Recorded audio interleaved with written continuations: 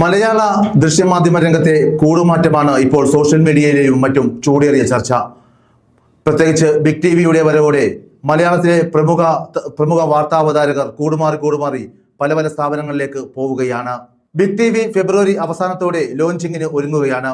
ഹൈദരാബാദിൽ നിന്നാണ് ചാനൽ സംപ്രേഷണം ആരംഭിക്കുന്നത്.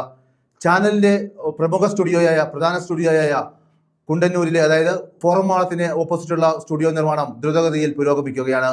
നമ്മൾ ഇനി പരിചയപ്പെടാൻ പോകുന്നത് ഏതെല്ലാം പ്രമുഖ വാർത്താ അവതാരകരാണ് മറ്റു ചാനലുകളിലേക്ക് പോകുന്നതെന്ന് നമുക്കൊന്ന് പരിശോധിക്കാം.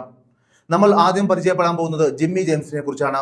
25 വർഷത്തിലധികമായി മലയാള ദൃശ്യമാധ്യമ രംഗത്തെ നിറസാന്നിധ്യമാണ് ജിമ്മി ജെയിംസ്. TVI, NTV എന്നിവിടങ്ങളിൽ നിന്നാണ് ജിമ്മി ജെയിംസ് ദൃശ്യമാധ്യമ രംഗം തുടങ്ങുന്നത്. ഏകദേശം 20 വർഷത്തോളം പിന്നീട് ഏഷ്യാനെറ്റ് ന്യൂസിന്റെ ഭാഗമായി. ഏഷ്യാനെറ്റ് ന്യൂസിൽ കോർഡിനേറ്റിംഗ് എഡിറ്ററായിരുന്നു ജിമ്മി ജെയിംസ്. ഉണ്ണി ബാലകൃഷ്ണൻ ഏഷ്യാനെറ്റ് ന്യൂസിൽ നിന്ന് മാതൃഭൂമി ന്യൂസിലേക്ക് പോയതിനു ശേഷം പോയിന്റ് ബ്ലാങ്ക് എന്ന പരിപാടി അവതരിപ്പിച്ചത് ജിമ്മി ജെയിംസ് ആയിരുന്നു. കലാ, സാമൂഹിക, രാഷ്ട്രീയ രംഗത്തെ പ്രമുഖരുമായുള്ള ജിമ്മി ജെയിംസിന്റെ ഇന്റർവ്യൂ ഏറെ പ്രശംസ പിടിച്ചു പറ്റുന്ന തരത്തിലായിരുന്നു. ഏഷ്യാനെറ്റിൽ കോർഡിനേറ്റിംഗ് എഡിറ്ററായിരിക്കെയാണ് ജിമ്മി ജെയിംസ് രാജിവെച്ചത്. 2021 ജിമ്മി ജെയിംസ് ഏഷ്യാനെറ്റ് ന്യൂസിൽ നിന്നും പടിയിറങ്ങുന്നത്. പിന്നീട് സെന്റർ ഫോർ ഫിനാൻഷ്യൽ അക്കൗണ്ടബിലിറ്റിയുടെ കമ്മ്യൂണിക്കേഷൻ ഹെഡായി കുറച്ചുകാലം പ്രവർത്തിച്ചു. ഇടക്കാലത്ത് വെച്ച് ചാനൽ പ്രതിസന്ധിയിലായ ഫോർത്തിന്റെ എക്സിക്യൂട്ടീവ് എഡിറ്ററായും ജിമ്മി ജെയിംസ് പ്രവർത്തിച്ചു. എന്നാൽ ഫോർത്ത് വെളിച്ചം കണ്ടില്ല.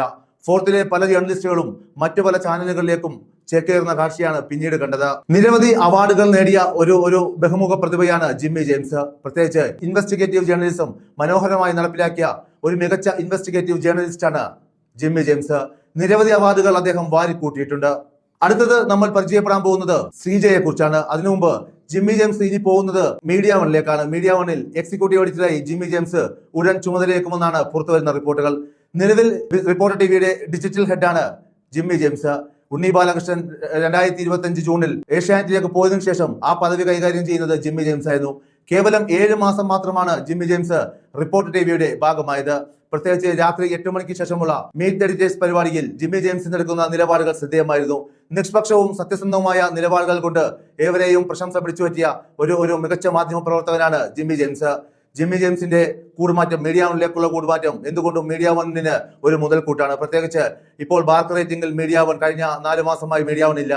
പ്രത്യേകിച്ച് നിരവധി ആശയങ്ങൾ പ്രത്യേകിച്ച് മീഡിയ വണിന് കൈമാറാൻ, മികച്ച ഐഡിയാസും മികച്ച പ്രോഗ്രാം ഐഡിയാസും മികച്ച കണ്ടന്റുകളും കൈമാറാൻ ജിമ്മി ജെയിംസിന് കഴിയുമെന്ന കാര്യത്തിൽ യാതൊരു തർക്കമില്ല. അടുത്തത് നമ്മൾ പരിചയപ്പെടാൻ പോകുന്നത് ശ്രീജ ശ്യാമാണ്. നിലവിൽ ന്യൂസ് 18 പ്രമുഖ മാധ്യമ പ്രവർത്തകയാണ് ശ്രീജ ശ്യാമ. ഇന്ത്യ വിഷനിലൂടെയാണ് നികേഷ് കുമാറിന്റെ ശിഷ്യയായി ഇന്ത്യ വിഷനിലൂടെയാണ് ശ്രീജ ശ്യാമ തന്റെ കരിയർ ആരംഭിക്കുന്നത്. പിന്നീട് ഏഷ്യാനെറ്റ് ന്യൂസിലേക്ക് പോയി. ഏഷ്യാനെറ്റ് ന്യൂസിൽ വർഷങ്ങളോളം ശ്രീജ ശ്യാമ ജോലി ചെയ്തു. ഏഷ്യാനെറ്റ് ന്യൂസിൽ നിന്ന് മാതൃഭൂമി ന്യൂസിലേക്കായിരുന്നു ശ്രീജയുടെ ചുവടുമാറ്റം.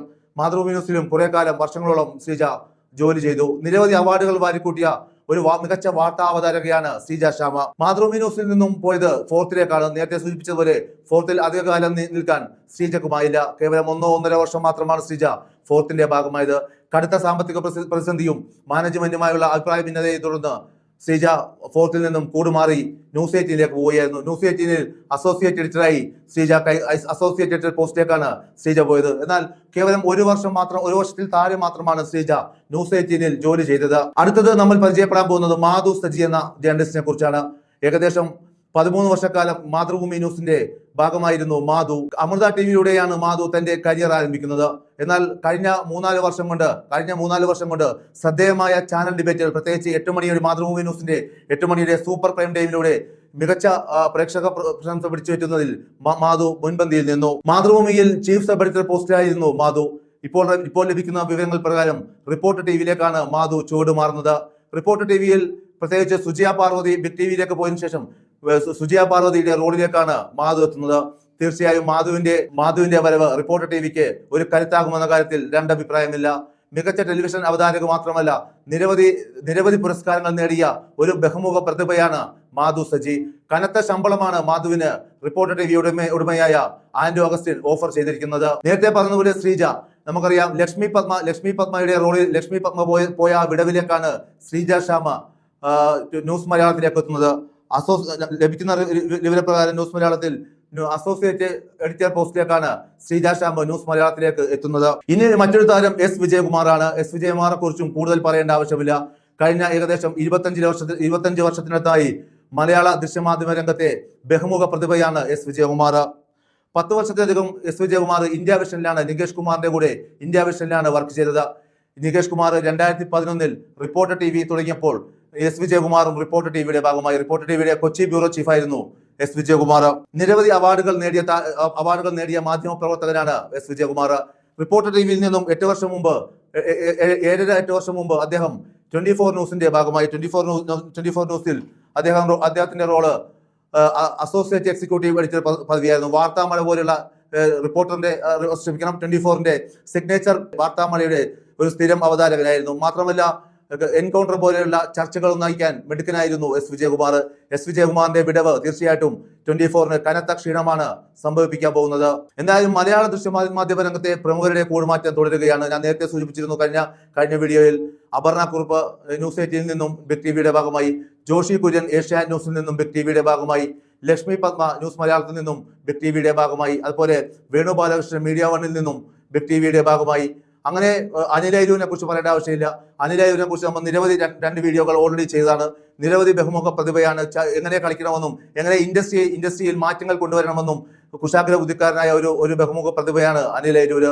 തീർച്ചയായും ബിഗ് ടിവിയുടെ വരവാണ് ഈ പ്രമുഖ താരങ്ങളുടെ അങ്ങോട്ടും ഇങ്ങോട്ടുമുള്ള കൊഴിഞ്ഞുപോക്കിന് കാരണമായതെന്നാണ് പൊതുവെ ഇൻഡസ്ട്രിയിൽ നിന്നും മനസ്സിലാക്കാൻ കഴിയുന്നത്. എന്തായാലും ഒരു കനത്ത ചാനൽ യുദ്ധത്തിനാണ് ഒരുങ്ങാൻ പോകുന്നത്. 11ാമത്തെ ചാനലായി ഫെബ്രുവരി അവസാനത്തോടുകൂടി ബിഗ് ടിവി മലയാളക്കരയിലേക്ക് എത്തും. ആദ്യത്തെ 1-2 മാസം ബിഗ് ടിവി സംപ്രേഷണം ആരംഭിക്കുന്നത് ഹൈദരാബാദിൽ നിന്നായിരിക്കും. കാരണം തെലങ്കാനയിലും ആന്ധ്രാപ്രദേശിലും ശക്തമായ വേരോട്ടമുള്ള നെറ്റ്വർക്കാണ് big TV news network.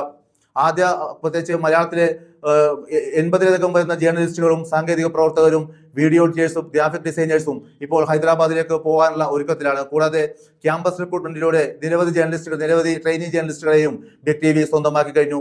Kerala media academy, അതുപോലെ മാതൃഭൂമി സ്കൂൾ ഓഫ് ജേർണലിസം, അതുപോലെ തേവര കോളേജിലെ ജേർണലിസം സ്കൂളിൽ നിന്നുമായി ക്യാമ്പസ് റിക്രൂട്ട്മെന്റിലൂടെ നിരവധി ജേർണലിസ്റ്റുകളെ ബിഗ് ടിവി സ്വന്തമാക്കിയിട്ടുണ്ട്. എന്തായാലും ഒരു കഠിനമായ പോരിനാണ് മലയാള ദൃശ്യമാധ്യമ രംഗം ഒരുങ്ങുന്നത്. പ്രത്യേകിച്ച് വിഷ്വൽ മീഡിയ ഒരുങ്ങാൻ പോകുന്നത് ബിഗ് ടിവിയുടെ വരവോടുകൂടി അങ്ങോട്ടും ഇങ്ങോട്ടും ഒരു ശക്തമായ പോരാട്ടത്തിന് ഒരുങ്ങുകയാണ്. അതിനിടെ കഴിഞ്ഞ ദിവസം ശ്രീകണ്ഠൻ നായർ 24 ന്യൂസിന്റെ ചീഫ് എഡിറ്ററായ ശ്രീകണ്ഠൻ നായരുടെ പരാമർശം സോഷ്യൽ മീഡിയയിൽ വ്യാപകമായ ചർച്ചയ്ക്ക് വിധേയമായിട്ടുണ്ട്.